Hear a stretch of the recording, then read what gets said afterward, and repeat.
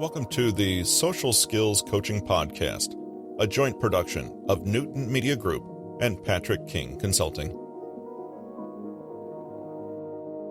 Today is Friday, September 24th, 2021. Today's episode is adapted from Patrick King's book, The Art of Witty Banter.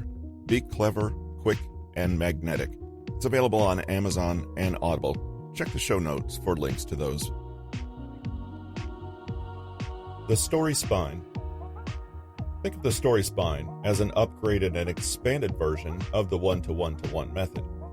It gives you the beats of a great story in a simple formula. This technique can be credited to Kevin Adams, author and the artistic director of Synergy Theater. He teaches how the story spine can be used to outline a great story.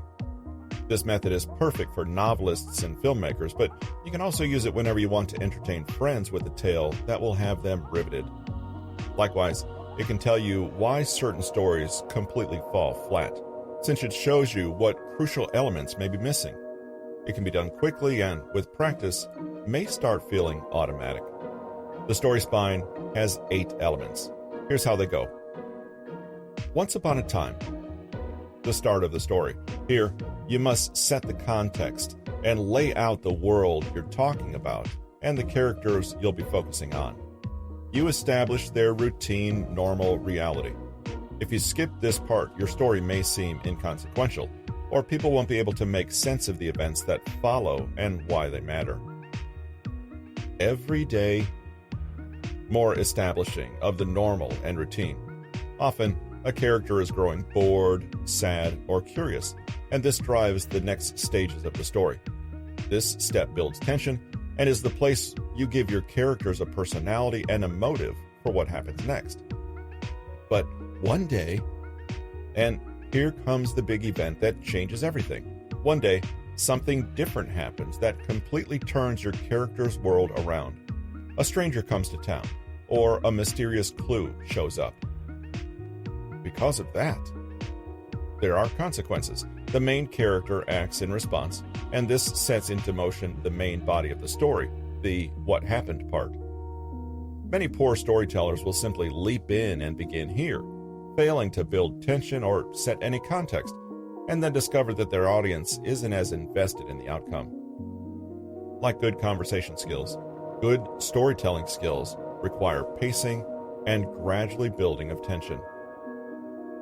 Because of that, things get more interesting or frightening, the stakes are raised, the plot thickens, other characters enter, and a whole world of complications or comedy or drama opens up as the story plays out. Because of that, good stories appeal to our love for the number 3 in our narratives.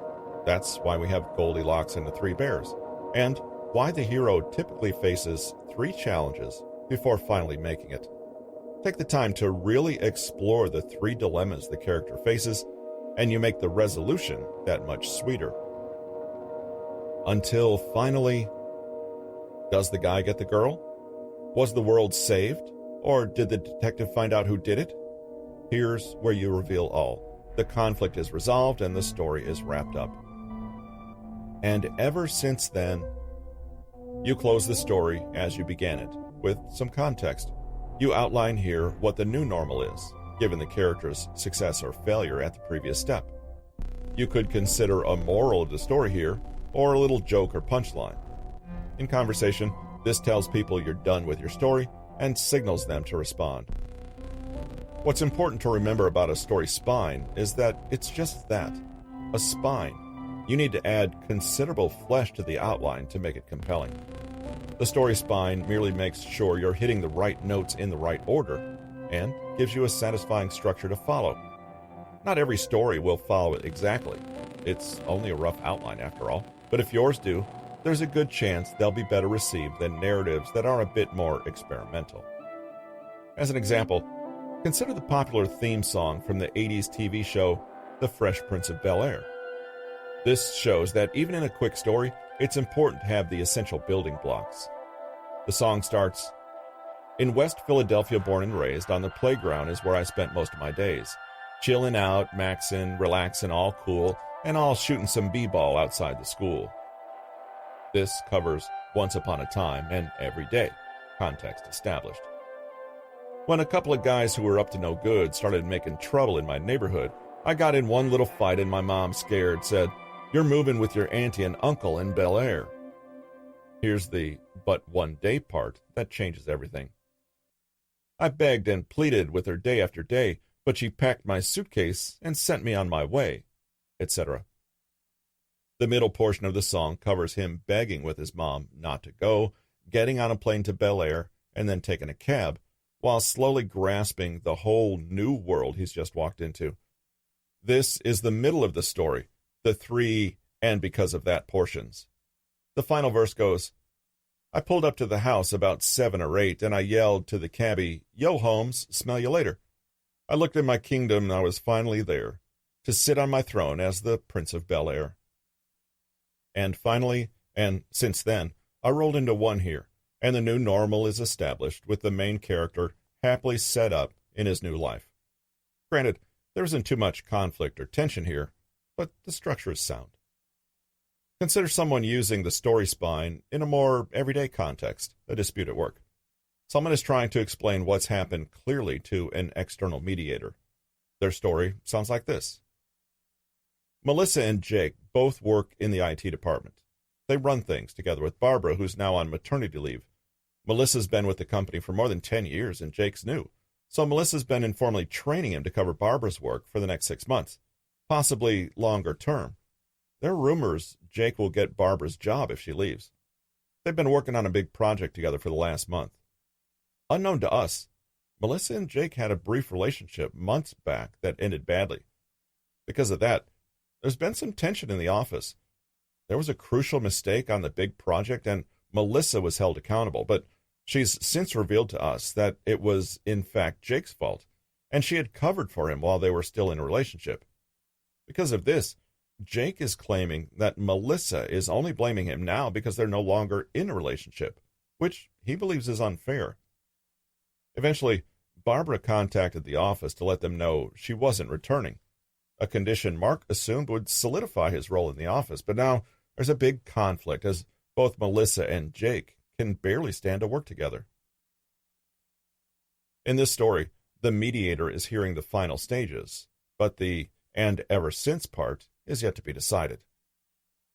Can you see the steps and how leaving any of them out or mixing them up might have made for a more confusing story? Consider the box office hit Avatar and how it follows the story spine. Once upon a time, there was a paraplegic Marine called Jake Sully with a traumatic past who was just getting by in life. Every day he mourned the tragic death of his brilliant and talented brother, but one day he gets the opportunity to join a mission to distant moon Pandora. Because of that, he's promised surgery that will allow him to walk again in exchange for gathering info on the species that lives on the planet, the Na'vi. Because of that, he spends more time with them, eventually developing a real love for their world as well as for the beautiful Neytiri. Because of that love, he's unable to take part in the soon-to-be-discovered exploitative nature of the expedition until finally a full-blown war breaks out between humans and the Na'vi. Finally, the battle is won, and Pandora is saved, and ever since then, Jake has lived in peace on Pandora. Naturally, there are many details and elements missing here, but the spine is intact and is partly responsible for a story that is engaging and plays out in a way that the audience expects. The story spine applies to any kind of story or narrative, written, spoken, or cinematic, big or small. The fundamentals, once in place, can be reworked in literally endless ways. Thanks again for joining us today.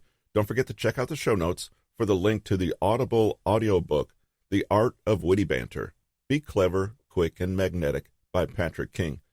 Also, help us to keep this podcast sponsor-free by leaving a review or a rating in your podcast provider. Learn more about Patrick King or get a free mini book on conversation tactics at bit.ly/PK Consulting. And finally, let us know what you think, or do you have a question? Email the show at kingpodcast@newtonmg.com, or drop us a comment at bit.ly/PK comment. Thanks for your time, and we'll see you in a couple days.